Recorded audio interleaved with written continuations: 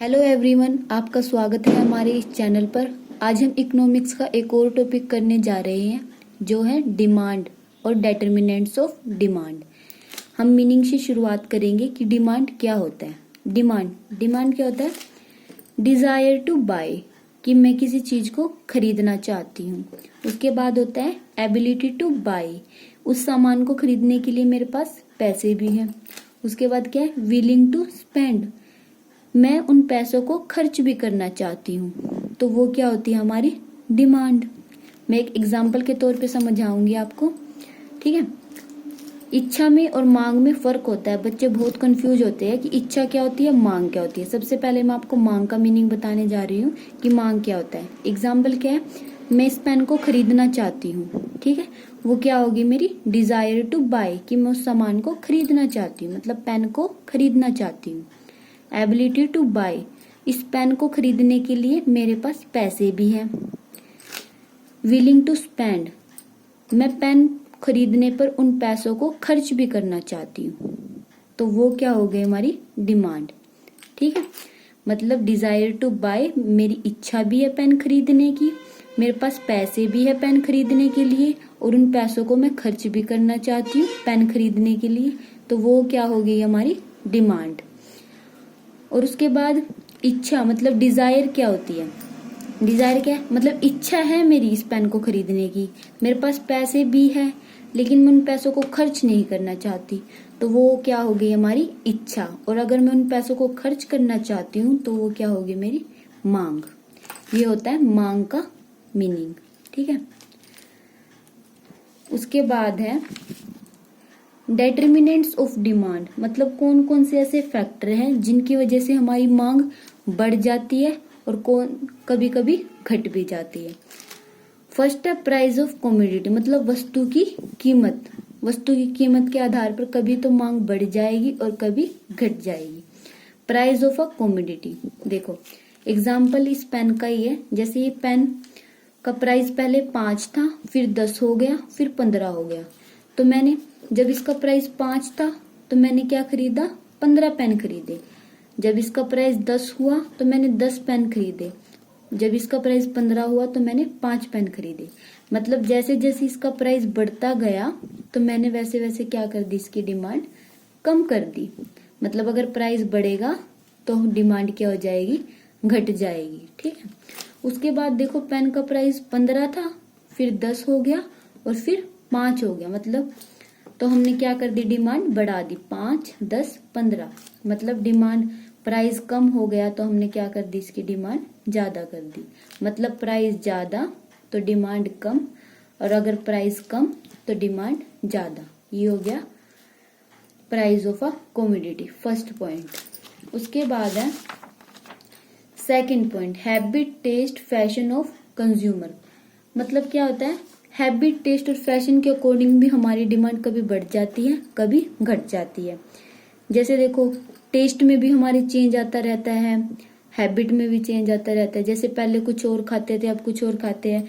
जैसे पहले घर का खाना ज्यादा खाते थे, लेकिन अब फास्ट फूड ज्यादा खाते हैं, तो फास्ट फूड की डिमांड क्या हो रही है? बढ़ रही है, ठीक है। और फैशन का एग्जांपल ले, जैसे पहले धोती का यूज करते थे, अब किसका यूज करते हैं? पैंट। तो मतलब पैंट की क्या हो गई? डिमांड ज्यादा होगी। उसके बाद है चाय की जगह हम किस चीज का यूज करने लगे?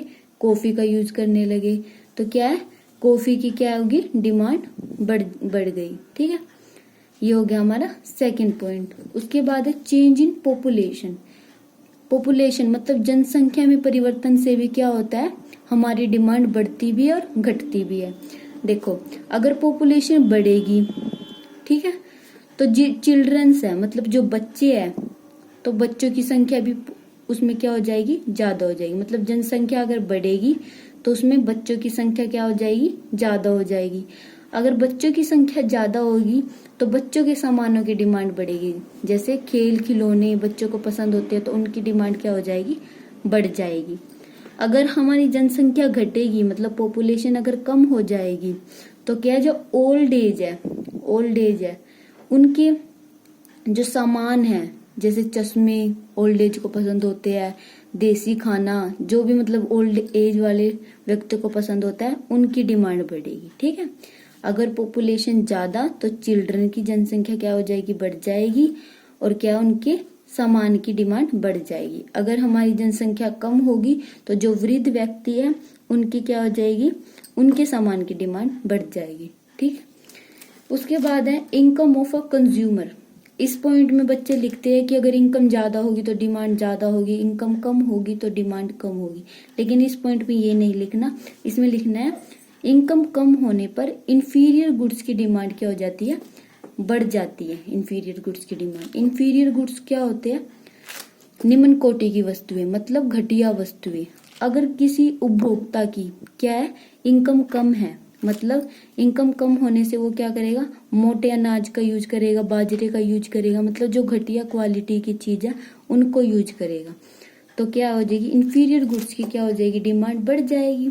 अगर उसकी इनकम ज्यादा है तो अच्छी अच्छी चीजों का यूज करेगा, मतलब लग्जरी गुड्स की डिमांड बढ़ेगी, फिर वो एसी, कूलर, इन सब चीजों की क्या करेगा, डिमांड। मतलब इनकम कम होने पर इंफीरियर गुड्स मतलब निम्न कोटि की वस्तुओं की मांग बढ़ेगी, और इनकम ज्यादा होने पर लग्जरी गुड्स की डिमांड बढ़ेगी। उसके बाद है change in price of substitute goods. Substitute goods कौन कौन से होते हैं, जिनको हम एक के स्थान पर दूसरे का प्रयोग कर सकते हैं, मतलब अगर वो चीज नहीं होगी तो हम दूसरे का यूज करेंगे, जैसे चाय और कॉफी, या पेप्सी या कोका कोला, ये इसके एग्जाम्पल है। मतलब एक के स्थान पर हम दूसरे का प्रयोग कर सकते हैं। जैसे चाय और कॉफी, अगर चाय का क्या है, प्राइस बढ़ गया तो चाय को लोग नहीं पियेंगे, चाय की जगह किसका यूज करेंगे, कॉफी का, तो कॉफी की डिमांड बढ़ जाएगी। ठीक है, अगर चाय का प्राइस क्या हो गया, कम हो गया, चाय का प्राइस कम हो गया तो लोग क्या करेंगे, कॉफी की डिमांड क्या कर देंगे, कम कर देंगे। जिस चीज का प्राइस क्या हो जाएगा, कम हो जाएगा, उसकी डिमांड क्या करेंगे, बढ़ा देंगे। ठीक है, चाय का प्राइस अगर ज्यादा है तो कॉफी की डिमांड करेंगे, अगर कॉफी का प्राइस ज्यादा है तो चाय की डिमांड करेंगे। ठीक है, ये हो गया हमारा सब्स्टिट्यूट गुड्स। उसके बाद एक होता है कम्प्लीमेंट्री गुड्स, मतलब जो एक के बिना दूसरा पूरा नहीं हो सकता। ठीक है, जैसे हो गया कार या पेट्रोल। अगर पेट्रोल का प्राइस क्या हो गया, ज्यादा हो जाएगा तो क्या करेंगे लोग, कार की डिमांड को क्या कर देंगे, कम कर देंगे। अगर पेट्रोल का प्राइस क्या हो गया, कम हो गया, तो कार की भी डिमांड क्या कर देंगे, ज्यादा कर देंगे। देखो, जैसे अगर पेट्रोल का प्राइस ज्यादा है तो व्यक्ति उस पेट्रोल को ही नहीं खरीद पाएंगे, क्योंकि पेट्रोल ही ज्यादा महंगा हो गया, तो वो कार की ही डिमांड को क्या कर देंगे, कम कर देंगे। ठीक है, और अगर पेट्रोल का प्राइस कम हो गया तो सस्ता हो जाएगा पेट्रोल, सब व्यक्ति उसको खरीद सकेंगे, तो कार की भी डिमांड क्या कर देंगे, वो कार की डिमांड बढ़ा देंगे। वो होता है हमारे कम्प्लीमेंट्री गुड्स। उसके बाद होता है 6 पॉइंट है एक्सपेक्टेशन ऑफ कंज्यूमर। अगर उपभोक्ता को लग रहा है कि आने वाले टाइम में, भविष्य में किसी चीज का प्राइस बढ़ सकता है, जैसे किसी कंज्यूमर को लग रहा है कि आने वाले टाइम में चीनी का प्राइस क्या हो जाएगा, बढ़ जाएगा। जैसे अब 30 रुपए किलो आती है चीनी, और अगर उसे लग रहा है कि आने वाले टाइम में इसका प्राइस 40 रुपए किलो तक हो सकता है, तो वो इस टाइम पे क्या करेगा, उसकी डिमांड बढ़ा देगा, मतलब वो उसको पहले ही स्टोर करके रख लेगा। और अगर उसे लग रहा है कि जो चीनी का प्राइस है 30 से घटकर 20 रुपए हो सकता है, तो वो इस टाइम पे क्या करेगा, इसकी डिमांड कम करेगा। मतलब अगर उसे लगता है कि प्राइस उसका बढ़ जाएगा तो वो इस टाइम पे डिमांड ज्यादा करेगा। अगर उसे लग रहा है कि चीनी का प्राइस क्या हो जाएगा, कम हो जाएगा, तो वो इस टाइम पे डिमांड कम करेगा। उसके बाद है change in climate and season, मतलब सीजन के अकॉर्डिंग भी डिमांड घटती है बढ़ती है। जैसे सर्दियों में किसी और चीज की डिमांड बढ़ती है और गर्मियों में किसी और चीज की। सर्दियों में हम ऊनी कपड़ों की डिमांड ज्यादा करते हैं और गर्मियों में एसी, कूलर, इन चीज की डिमांड ज्यादा करते हैं। ठीक है, ये हो गए हमने 7 पॉइंट किए। 7 पॉइंट में फर्स्ट पॉइंट क्या था, price of commodity. Second point क्या था, fashion of consumer. Third point क्या था, change in population. Fourth point क्या था, income of consumer. Fifth point क्या था, change in price of substitute goods और कम्प्लीमेंट्री गुड्स। सिक्स पॉइंट क्या किया हमने, एक्सपेक्टेशन ऑफ कंज्यूमर, और सेवंथ पॉइंट क्या है, change in climate and season. Thank you for watching my video. और अगर आप मुझे बताना चाहते हैं कि आपको नेक्स्ट वीडियो में किस टॉपिक पे बनाऊं,